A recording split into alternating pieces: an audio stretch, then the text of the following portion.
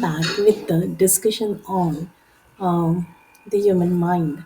A human body has been granted only one mind. There are no two minds in the body. The mind can be confused between the decisions yes or no, but mind is only one at a time. You can think of only one thing at a time, not two or three. So it is the way. Now, whenever the Bhagavad Gita, Lord Krishna has told about the mind in great detail. So if we read, we understand that the Lord is the supreme. He is whenever the living entity, Lord is the supreme, and all entities are His servants, living entities. But when a living entity wants to imitate Him, he is given a chance to satisfy his false desire to lord it over material nature. That is the beginning of his downfall. As long as he is within this material atmosphere, he has a subtle vehicle in the form of mind, which is like every material desire is stocked up in it. So such desires become manifest in different bodily forms. Narad Muni requests the king to accept this fact from him because Narad ji is an authority. The conclusion is that the mind is the storehouse of our past desires, and we have this present body due to our past desires. Similarly, whatever we desire in this present body will be expressed in the future body. Thus, the mind is source of all kind of bodies. The mind of the living entity continues to exist in various gross bodies, and according to one's desire for sense gratification, the mind records different thoughts. In the mind, these appear together in different combinations. Therefore, these images sometimes appear as things never seen or heard before. So, we must understand this very clearly that it's given in the Bhagavatam. Sarve kramanurodhena manasendriya gochara ayanti bhushu yanti sarve samanaso jana.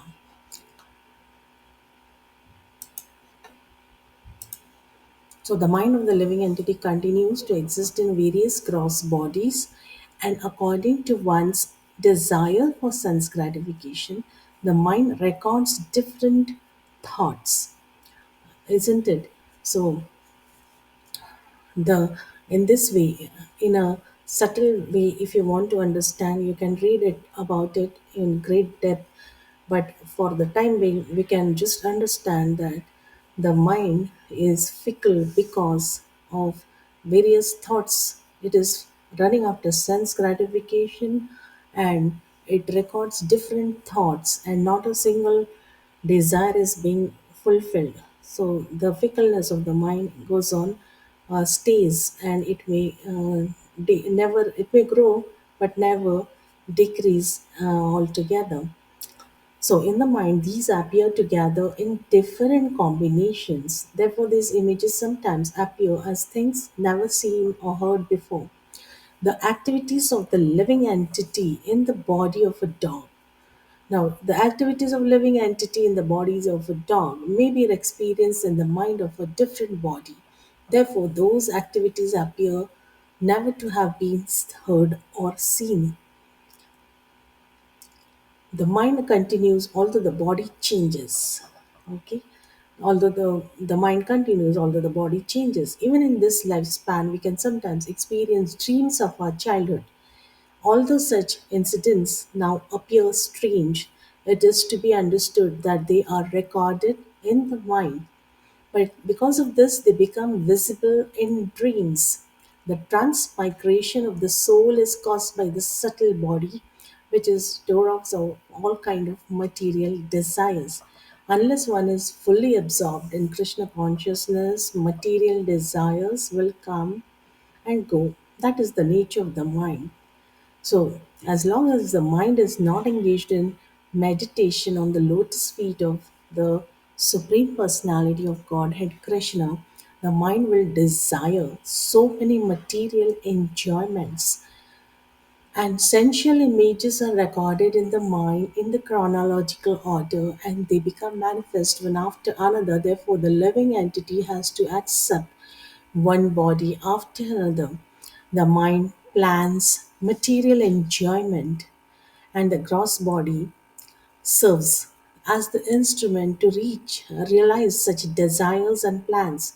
The mind is the platform onto which all desires come and go. So, So, what is the remedy for this? Is there any end to it? And while we read about it, the desire actually never get fulfilled ever. If you go on planning such desires and they never get fulfilled, what is the outcome of all such a engagement? Only frustration and nothing else. Depression and then frustration, because the desire is desire, the material desire, the nature of the material desire, very nature of it is it will never ever get fulfilled. That is the nature of a material desire, and then we run to fulfill the desire, and it never gets fulfilled. So once it is fulfilled, then it should not make the same desire again, isn't it? And then experience a little less happiness than the previous one. The desire is the same, but the happiness experienced before was much better than the experience happiness experience later. So is the desire fulfilled? No. And then there is a lack of satisfaction altogether. And what does the mind then do? It goes into the past, and it thinks of the time that last time it was much better, this time I could not do any better. Even it may be that this kind of thinking comes even when you are serving your guru and Krishna. At present, whatever service I'm doing, it is not so good. The same thing I used to do a lot better in the past. Some 10 years back I was able to do it in a very better way. So this is due to ignorance. The situation 10 years back was different. The situation now, at the present moment, is different. It's a decade later. And then the mind thinks of the success and the happiness at that time, that in those years we got a lot of success. And now I'm serving Guru Krishna. I am not getting that kind of happiness or even the feedback. So it goes up to that level, and we have to understand the nature of the mind. Once you understand this, then it will be easy that to understand that what lies behind it. First of all, this this kind of things happen because you are not completely, the mind is not completely surrendered to the spiritual master. First thing is to understand this. Now, what is the now someone may say, "No, I'm surrendered." How come you can say that I'm not surrendered? How do you say that I'm not surrendered? I am. If you're surrendered, then why this disturbance comes? The disturbance is there means you're not surrendered, because the experience of happiness must be continuous. It should not discontinue in between. There must be continuity in the experience of happiness. Then the relation is to be strong. If for some time in the material world, this cannot be compared to any situation in material world, but in material world also, if you behave weird, then the other person may give a complete different feedback. But if you are friends with someone and they regularly meet up, and then your respond, the sharing and the care and the response is according to what is expected in that relationship, that is a friendly, then it is normal. Otherwise, then there is some problem, and then you have to think what happened that this person is in a different thought process, and what did I do wrong that things certain things. and then why don't I get happiness we used to get previously? But if you're friends, then you may or may not meet for years together. But after years together, when you meet the same person, then you will break out into such a friendly flow, and you will just have a time that you never had in your life, and enjoy the association at that time of the friend. That is the friendliness. So being friend in the material relations also, this is experience. So at that time, you the laughter and the happiness that you break into with the friend is of a new type. You don't experience happiness, you don't sit and talk, that time we were so happy, now we met after a long time and we are not happy. I'm not happy to see you. You're in front of me and we are not so happy as that time. Gone are the days. When you meet after a long time of separation, also, then there must be newer energy that time. So then that is said to be something strong. Otherwise, why would you meet again for discussing something that does not exist at all? So, what I was telling is that you feel you're surrendered. If you're surrendered, then there should not be any discontinuity in the happiness of the experience whatsoever. So, we have this Vaishnav poet, the Narottam Das Thakur. He says, now everybody wants to be, they want to be Narottam, but not Narottam Das. So that is the problem. So what he says that you must all stick to the principle of carrying out the orders of the spiritual master. One should not desire anything else. If the regulative, now this sounds like as though all our freedom will be gone.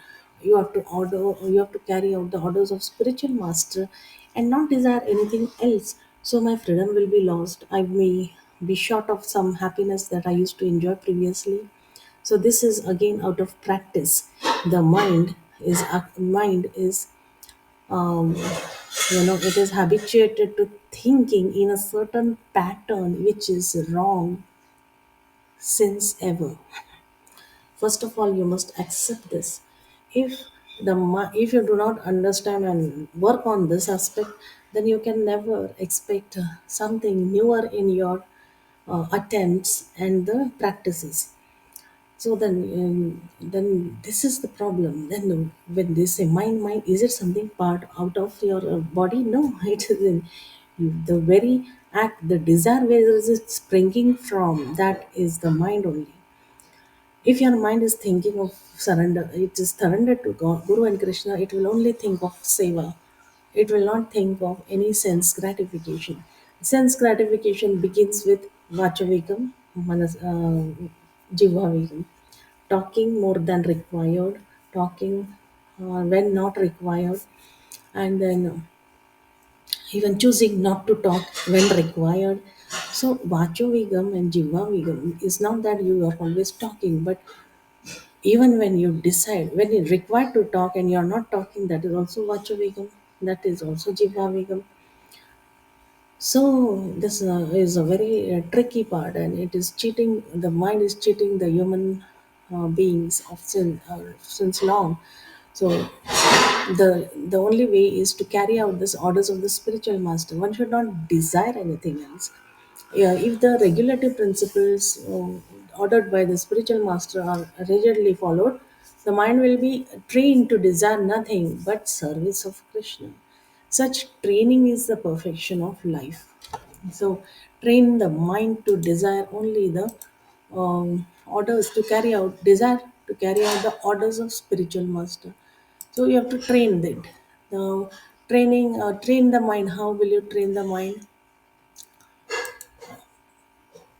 This requires a lot of practice, and that is only what is called as, this is only the practice that is one has to do it.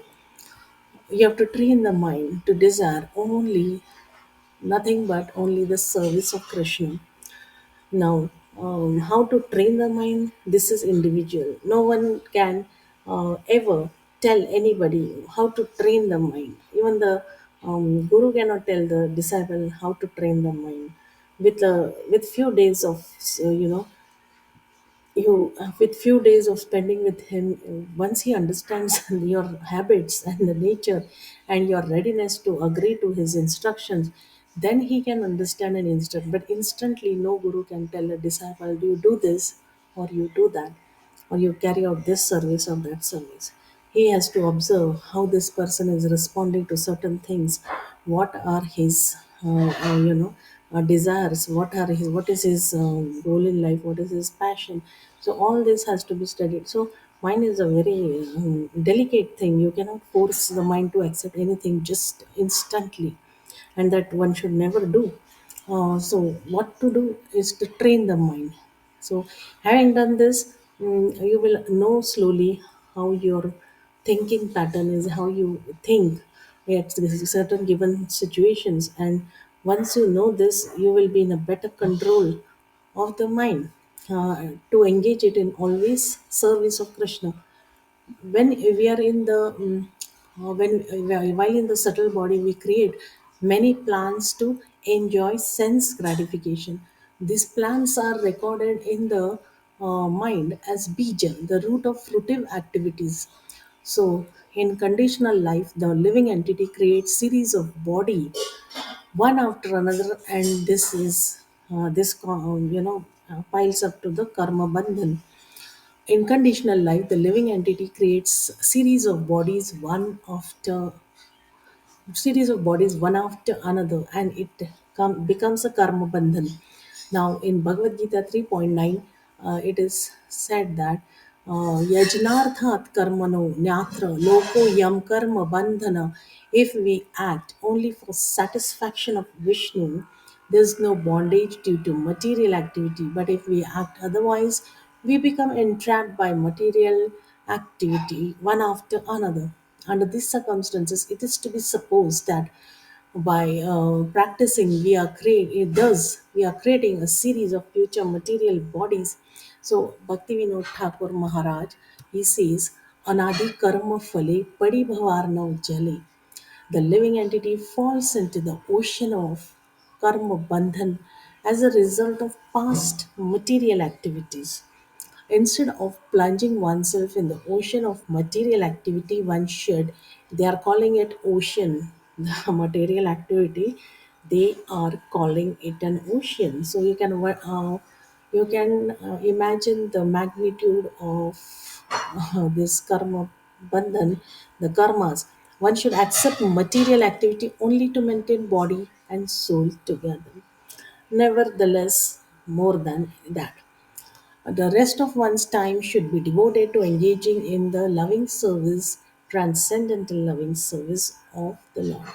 In this way, one can attain relief from the reactions of material activity. Now, is the goal of the goal by now we know what is the goal.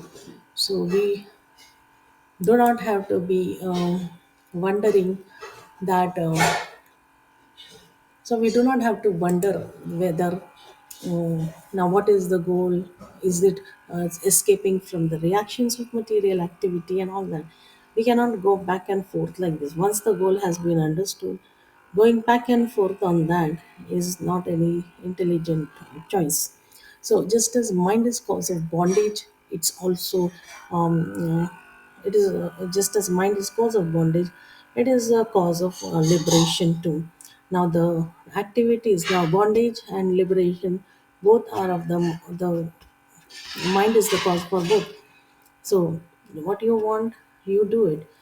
Liberation, of course, it is always the devotional service, never the liberation. That desiring liberation is not the goal. Devotional service is that is only liberation for a devotee, and we must always remember that.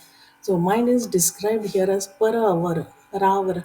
Para means transcendental and avar means material. When the mind is engaged in the service of the Lord, Savaimana Krishna Padaravindayo, it is called para, transcendental. When the mind is in the material sense gratification, it is avara or material. Now, in the conditioned state, mind is fully absorbed in material sense gratification, but it can be purified and brought to original Krishna consciousness by the process of devotional service. Now, there are so many examples in Srimad Bhagavatam. Savaikona Krishna Padara Vindayora Vachansi Vaikuntha Gunanu Varnani. The mind must be controlled in Krishna consciousness. The tongue can be used to spread the message of Krishna and glorify the Lord, or take prasad, the remnants of food offered to Krishna. Sevanmukhehi jivhada. What does the remnant now? There's no need to mention what is remnant. Remnant is when the Lord is happy, you are happy, isn't it? That is the ultimate message. So when we are taking prasad, then we are actually taking remnants of the foods offered to Krishna. Or remnant means always that now Krishna is happy, so we are happy. Not that Krishna is happy and we are taking the remnant and we are not getting any happiness. That doesn't happen. So prasad is that when Krishna has accepted it, he is happy, then we are happy. So that is the indication here. Sevan mukhehi jivhada. When one utilizes the tongue in the service of the Lord, the other senses become purified. When the tongue is used in the service of the Lord, all other senses are purified. The, as we know that Saropadhi Vinirmuktam Tataparatveena Nirmalam. In Chaitanya Charitamrita 19:170, it is said that I'm opening that verse shloka that Sarvopadhi Vinirmuktam. Devotional service means engaging all our services in the service of the Lord, the master of all the senses. So Krishna, who is the master, okay. So when the mind and senses are purified, then one's total existence is purified, and the designations are also purified. Oh, why will there be any bondage further? So the designation is what? Here we are eternal servant of the Lord. That is our designation.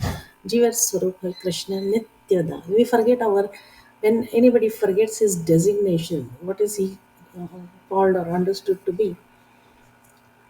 We know if one forgets his designation and acts weird or whimsical, what is he called? So suppose the prime minister forgets he's a prime minister and starts singing like a Romeo on the mic in the midst of all addressing the whole, his cabinet. So what will the cabinet do? He starts singing like a, Romeo, and the topic is gone off the present discussion. So what is the perception of that person at that time? And like this, we have forgotten our constitutional position since long, since eternity. So how should we be perceived as? So it is a worldly example, but there's no other way to explain, because we would laugh at a mock at, and then nobody will let him sit on that position, isn't it? So we have to understand that we have forgotten our eternal constitutional position, and we are doing all kind of activities. So our state is something like that. Now you'll say this is just a momentary. It was only for 5 or 10 minutes, but still it was weird. No one will forget how he behaved at that time. What happened to him at that time? He suddenly, in the midst of addressing so many cabinet ministers, he started singing like a Romeo. Then it is really it's weird, and his personality is in question, and he'll be remembered for that was one anomalous thing that he did.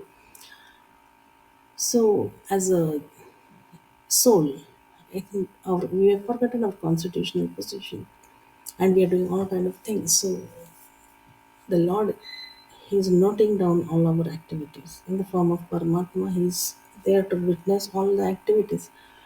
How will he perceive us? How will the Guru perceive us, who uh, who knows that how his teachings are being handled or practiced? So we have to think. We think that nobody is watching us. That is the fact. This is our practice. If we always practice that, what is the goal of life?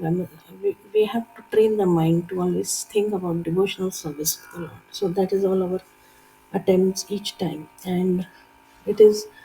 It is easy once you decide to practice it.